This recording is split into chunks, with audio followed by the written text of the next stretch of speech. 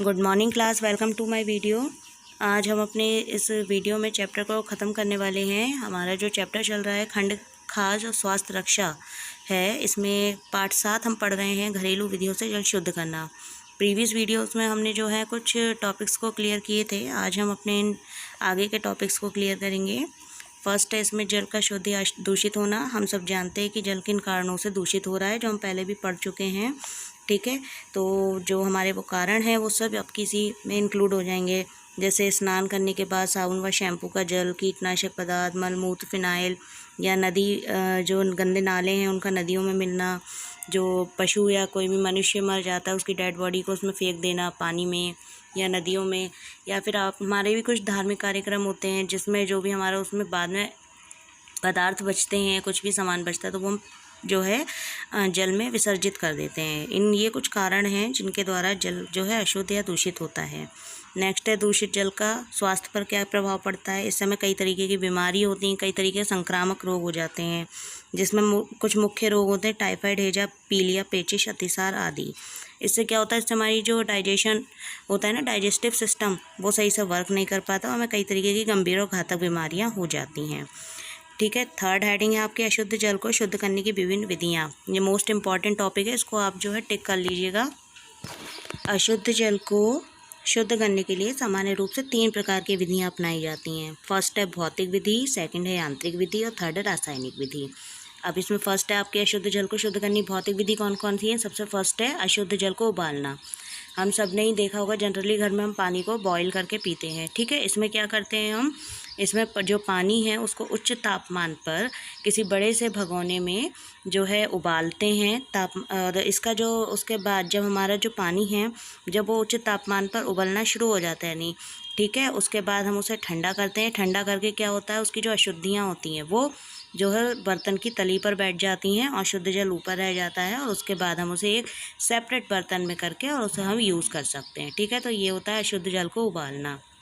Second है आसवन विधि। इसमें क्या है, आसवन द्वारा जो जल शुद्ध किया जाता है उस जल को आसुत जल कहते हैं। ठीक है, इसमें क्या रहता है, इसमें आसुत जल जो है अविरत क्रियाशील भभके में बनाया जाता है। इसमें जो है देखिए कि ये साइड में डायग्राम भी दिखाया गया है। आसुत जल में उपस्थित अशुद्धियों को दूर करने के लिए इस जल में पोटेशियम परमैंगनेट मिलाते हैं और थोड़ा सा बेरियम हाइड्रोक्साइड मिलाकर दोबारा से इसे आसवित करते हैं।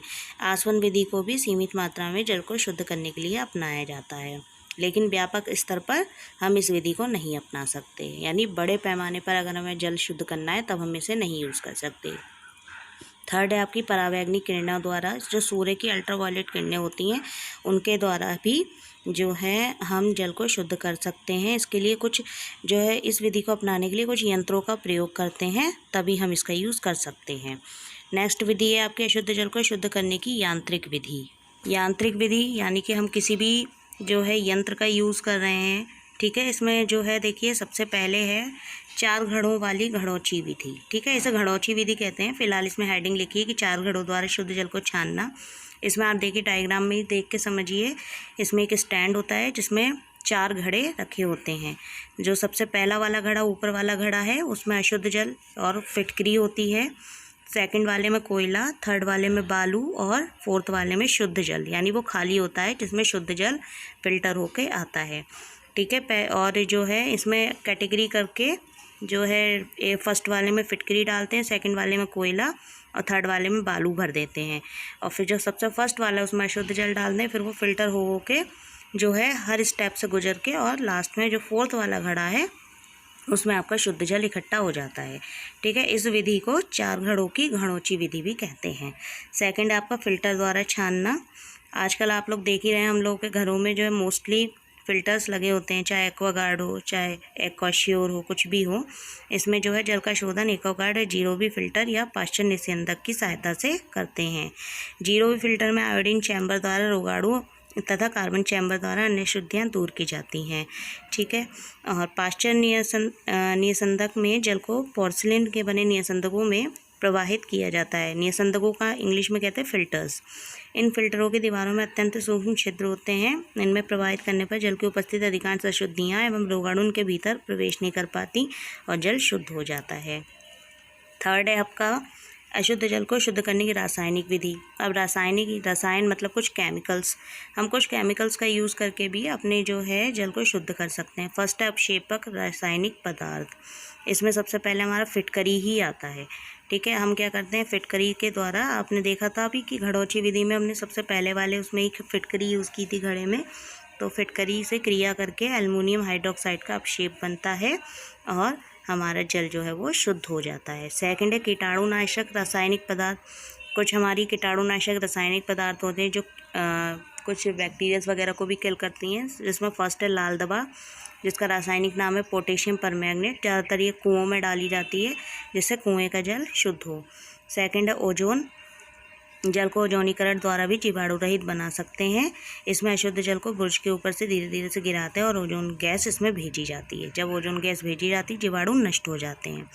थर्ड है कॉपर सल्फेट। ये भी कीटाणुनाशक पदार्थ है, जिसे जो है तूतिया या नीला थोथा भी कहते हैं। जो कॉपर सल्फेट है उसे तूतिया और नीला थोथा भी कहते हैं। अगर आपके पास क्वेश्चन आता है कि तूतिया और नीला थोथा, इसका जो है आप रासायनिक नाम बताइए, तब आप कॉपर सल्फेट कहेंगे। फोर्थ है आपका क्लोरीन। जल को जीवाणु रहित बनाने के लिए क्लोरीन की थोड़ी सी मात्रा हम मिलाते हैं, क्योंकि क्लोरीन एक तीव्र जीवाणुनाशक है और ये हमारे जल के स्वाद को ख़राब कर देता है अगर हम इसे ज़्यादा मिला देते हैं तो। एंड फिफ्थ है ब्लीचिंग पाउडर। इसमें जो है बड़े पैमाने पर अगर हमें कहीं पे भी जल को शुद्ध करना है तब हम ब्लीचिंग पाउडर का यूज़ कर सकते हैं। ठीक है, सामान्य रूप से जो है 2.5 किलोग्राम ब्लीचिंग पाउडर का 1 लाख गैलन जल को कीटाणु मुक्त कर सकते हैं। ठीक है, हमारी इस वीडियो में जो है ये चैप्टर फिनिश हो चुका है। लास्ट में कुछ पॉइंट्स है याद रखने योग्य बातें, ये समरी है, इन शॉर्ट आप अपने इस चैप्टर को देख सकते हैं। तो बाकी का हम जो है नेक्स्ट चैप्टर के साथ नेक्स्ट वीडियो में मिलेंगे। तब तक के लिए stay home, stay safe, thank you, bye.